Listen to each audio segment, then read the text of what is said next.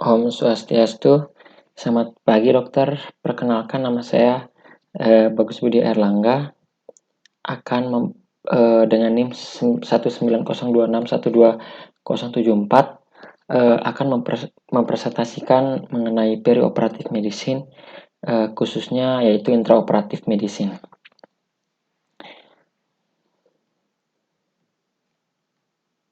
Baik, jadi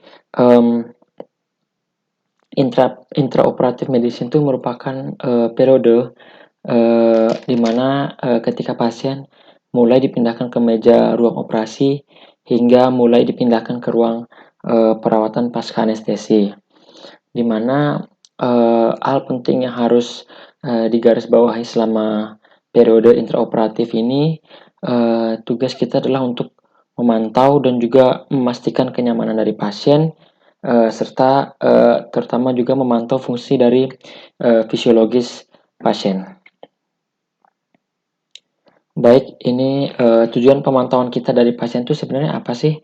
Jadi yang pertama adalah mungkin kita akan memperoleh informasi sedini mungkin perihal keadekuatan anestesi analgesi, kemudian juga untuk mengetahui perubahan fungsi sistem organ, respirasi dan kardiovaskular, dan juga terakhir adalah keadekuatan dari oksigenasi. Tentu saja semua hal ini sangat penting, terutama untuk kelangsungan hidup pasien, dan juga dengan kita memantau semua hal tersebut, apabila terhadap suatu masalah di salah satu atau bahkan semua hal tersebut, kita akan dapat segera bertindak cepat dan juga tempat untuk kemudian mengatasi masalah tersebut, sehingga kita dapat tetap menjaga nyawa pasien.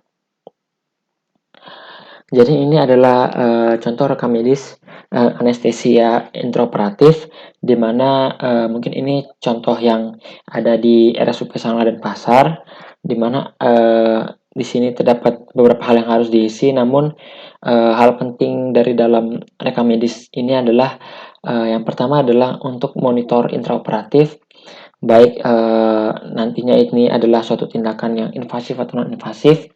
Kemudian yang kedua adalah untuk catatan medis untuk pembedahan atau anestesi selanjutnya dari si pasien, dan juga yang terakhir adalah untuk mediko legal, di mana mediko legal ini mungkin demi kebaikan dari dokter dan pasien itu sendiri nantinya. Jadi ini adalah manajemen intraoperatif, di mana kita sebelum melakukan induksi kepada pasien, anestesiologis harus memastikan yang pertama adalah uji preoperatif terhadap mesin anestesi dan peralatan lainnya atau statics. Mungkin ini adalah hal yang penting juga, di mana kita harus memastikan bahwa nantinya semua alat dan juga istilahnya instrumen yang kita akan gunakan itu masih layak pakai. Jangan sampai ketika pasien sudah berada di atas meja operasi baru kemudian ada instrumen atau alat yang kurang, atau bahkan ada alat atau instrumen yang mungkin mengalami kerusakan sehingga harus diganti. Kemudian juga kita harus mengecek apakah pasien dan tindakan yang akan dikerjakan sudah sesuai. Di mana hal ini apabila terjadi kesalahan prosedur mungkin akan sangat merugikan pasien dan juga dokter itu sendiri. Lalu reevaluasi sebelum induksi mengenai riwayat, pemeriksaan pasien dan juga persetujuan pasien, di mana ini mungkin sudah dilakukan di preoperatif, namun juga tentu saja kita harus melakukan evaluasi kembali terhadap semua hal ini.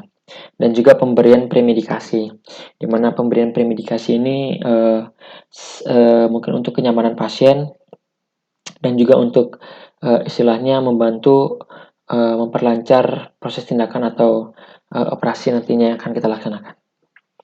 Kemudian ini adalah statics, di mana dari S itu sendiri ada scope, termasuk di dalamnya itu ada stetoskop, laryngoskop, kemudian T-nya itu adalah tubes, dan termasuk di dalamnya adalah endotracheal tube dan juga LMA. Lalu ada airway, ada A yaitu airway device, termasuk di dalamnya sungkup muka dan juga oropharynx tube. Lalu ada T atau tape, plaster, ada I introducer itu stilet, ada S suction. mungkin nantinya akan saya jelaskan lebih lanjut. Kemudian yang pertama adalah S, di mana S itu skop termasuk dalamnya laryngoskop, di mana laryngoskop ini mungkin di sini ada dua pilihan, ada Miller dan juga Mac. Kalau Miller itu biasanya blade-nya tuh lebih lurus dan juga dia lebih tipis. Kemudian Miller ini mungkin biasa digunakan untuk bayi.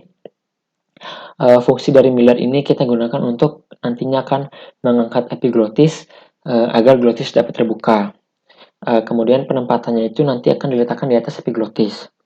Kemudian kalau Mac itu ciri khasnya biasa blade-nya itu lebih melengkung dan juga dia itu lebih lebar. Mac ini kita gunakan biasanya untuk anak yang lebih besar dan juga untuk orang dewasa. Dia nanti akan fungsi melengkung ini adalah untuk dia sesuai dengan lengkungan lidah dari manusia. Kemudian penempatannya nanti kita akan letakkan dia di valekula. Kemudian lanjut dengan T, yaitu tube, di mana termasuk di dalamnya endotracheal tube.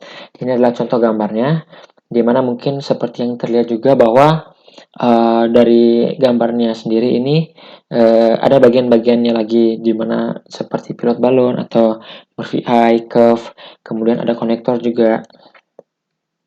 Kemudian A atau airway, di mana termasuk dalamnya itu adalah sungkup muka, di mana biasa warna dari sungkup muka itu adalah warnanya transparan. Tujuannya adalah untuk memperhatikan adanya gas inspirasi yang humidified atau berembun seperti itu. Kemudian warna kulit pasien dan juga kita bisa segera sadar kalau misalnya ada muntahan atau regurgitasi. Biasanya warna hitam itu kalau dari sungkup muka itu untuk anak-anak, dan juga biasanya sungkup muka ini ada berbagai ukuran karena ukuran dari tiap orang mungkin berbeda-beda, apalagi dari umur muda ke yang dewasa. Kemudian termasuk dalam airway juga ada laryngeal mask. Lalu lanjut dengan T atau tips, di mana tips ini mungkin secara garis besar fungsi utamanya itu adalah untuk fiksasi seperti itu, mungkin agar menghindari selang yang kita masukkan agar tidak terlepas seperti itu atau mungkin tidak berpindah, sehingga harus difiksasi dengan tape. Kemudian introducer I digunakan untuk intubasi sulit untuk mengarahkan ujung dari tube ETT ke dalam glotis, dan ini adalah contoh dari introducer, dari gambar introducer stilet. Kemudian C yaitu konektor, di mana ini adalah contoh dari gambar konektor sama. Mungkin ada bagian-bagiannya juga seperti yang di dalam gambar, ada Murphy eye, ada bevel, kemudian ada cuff, ada bagian cuff, kemudian ada pilot balloon, pilot line, dan lain sebagainya.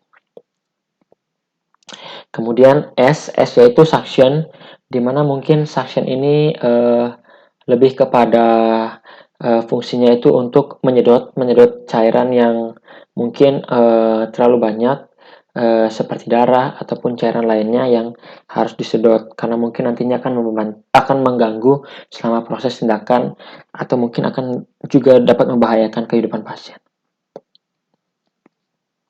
Lalu kemudian apa saja yang dikerjakan di selama intraoperatif medicine ini?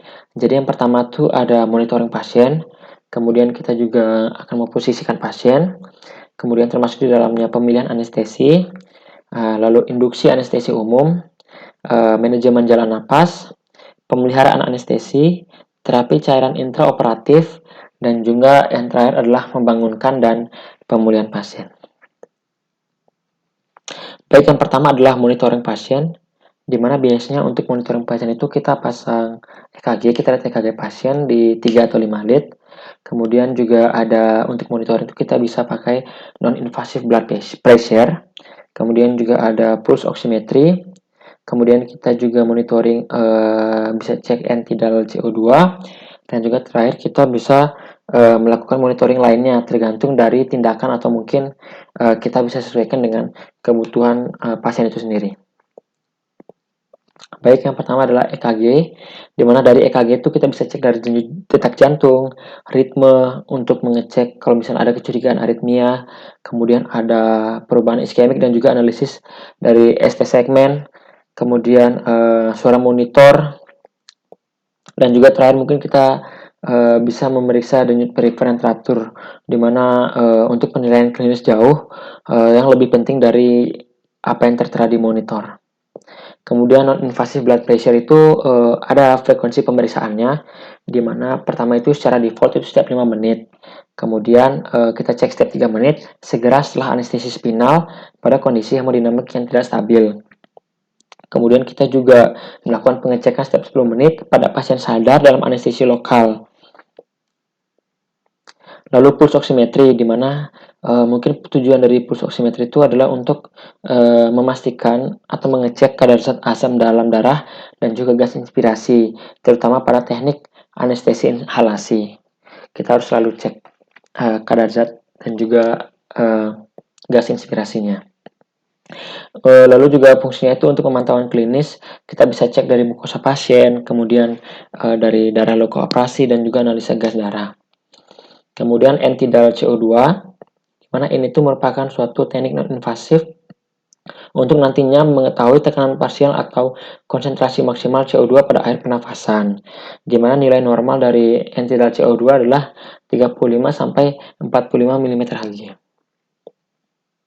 Ini adalah posisi pasien, di mana induksi itu biasanya dilakukan pada posisi supine, kemudian nanti kita reposisi atau kita melanjutkan posisi pasien diposisikan sesuai dengan tipe pembudahan atau tindakan yang nantinya akan kita lakukan.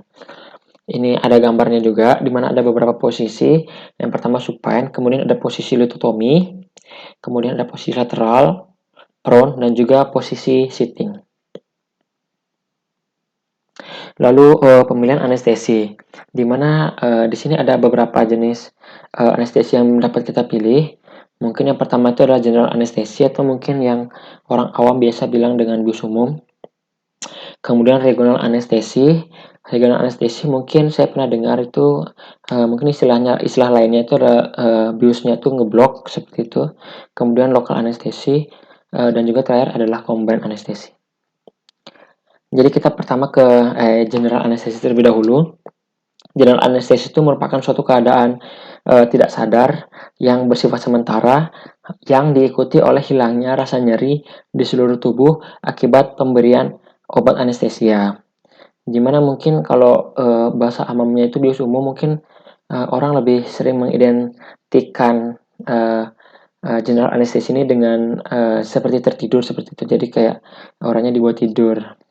Kemudian ada regional anestesi, merupakan tindakan analgesia dengan menyuntikkan obat anestesi lokal pada serat saraf yang menginervasi region tertentu yang menyebabkan hambatan konduksi aferen yang bersifat kontemporer. Kemudian ada lokal anestesi, biasanya ini merupakan suatu tindakan analgesia dengan menyuntikkan obat anestesi lokal di sekitar lokasi pembedahan yang menyebabkan hambatan konduksi aferen yang bersifat temporer juga. Kemudian ini kita lanjutkan dengan induksi anestesi, di mana induksi anestesi itu merupakan suatu tindakan yang membuat pasien dari kondisi sadar menjadi tidak sadar, sehingga nantinya dimungkinkan untuk dimulainya anestesia dan juga pembedahan atau operasi itu sendiri. Di mana untuk induksi anestesi itu ada beberapa jalur. Mungkin pertama itu bisa jalur intravena, kemudian jalur inhalasi atau pernafasan, kemudian jalur intramuskular, dan juga jalur rektal. Kalau misalnya intramuskular itu biasanya untuk anak-anak yang tidak kooperatif, dan juga biasanya dia itu menggunakan ketamin. Kemudian rektal itu atau biasa disebut dengan stall induction, biasanya ini tuh digunakan untuk anak yang tidak kooperatif dengan berat badan kurang dari 2 kg dengan menggunakan tiopental atau methotrexate. Selanjutnya adalah manajemen jalan nafas, di mana manajemen jalan nafas ini biasanya terjadi sumbatan jalan nafas akibat hilangnya tonus otot tenggorokan, biasanya lidah jatuh ke belakang gitu. Tanda-tandanya itu adalah suara nafasnya itu abnormal, kemudian ada tarikan otot leher, kemudian juga ada suprasternal nodes, kemudian tidak adanya udara ekspirasi. Untuk pemeliharaan anestesi itu, yang pertama tuh pemeliharaan anestesi dengan anestesi inhalasi itu biasanya dengan ventilasi spontan. Lalu yang kedua itu kita juga bisa bantu pemeliharaan atau kita jaga RW-nya itu dengan pemberian obat-obat yang relaksan seperti itu. Kemudian terapi cairan, di mana tujuan dari terapi cairan itu ada beberapa. Yang pertama itu adalah mengganti cairan yang hilang. Yang kedua adalah mengganti kehilangan cairan yang sedang berlangsung. Kemudian yang ketiga itu adalah mencukupi kebutuhan cairan. Yang keempat itu untuk mengatasi shock. Lalu yang kelima itu untuk mengkoreksi dehidrasi. Dan juga yang keenam itu adalah untuk mengatasi kelainan akibat terapi lainnya. Lalu ini adalah bagian terakhir untuk bangun dan pemulihan. Setelah menghentikan obat, di mana ini tuh merupakan suatu periode di mana setelah kita menghentikan obat anestesi dan juga ekstubasi trakea itu dilakukan. Kemudian kita nantinya akan memberikan oksigen 100% dengan sungkup muka. Kemudian juga saluran nafas kita berikan support nanti hingga refleks nafas dari pasien itu kembali lagi seperti normal. Kemudian kita juga bisa memeriksa dari kekuatan otot dan juga koordinasi pasien. Misalnya kita suruh Bapak, Pak bisa menggenggam tidak gitu. Kemudian Pak, Bu bisa minta tolong julurkan lidah gitu. Kemudian kita juga mungkin bisa meminta pasien untuk mengangkat kepala seperti itu untuk memeriksa otot dan juga koordinasi dari pasien. Kemudian kita lanjutkan dengan pasien kita posisikan untuk posisi recovery untuk mencegah aspirasi dan juga untuk mungkin menjaga kenyamanan pasien seperti itu. Baik, mungkin sekian yang bisa saya sampaikan. Mohon maaf apabila ada salah kata atau salah dalam penyebutan. Saya tutup dengan Parama Santi dan terima kasih Om Santi. Terima kasih atas perhatiannya.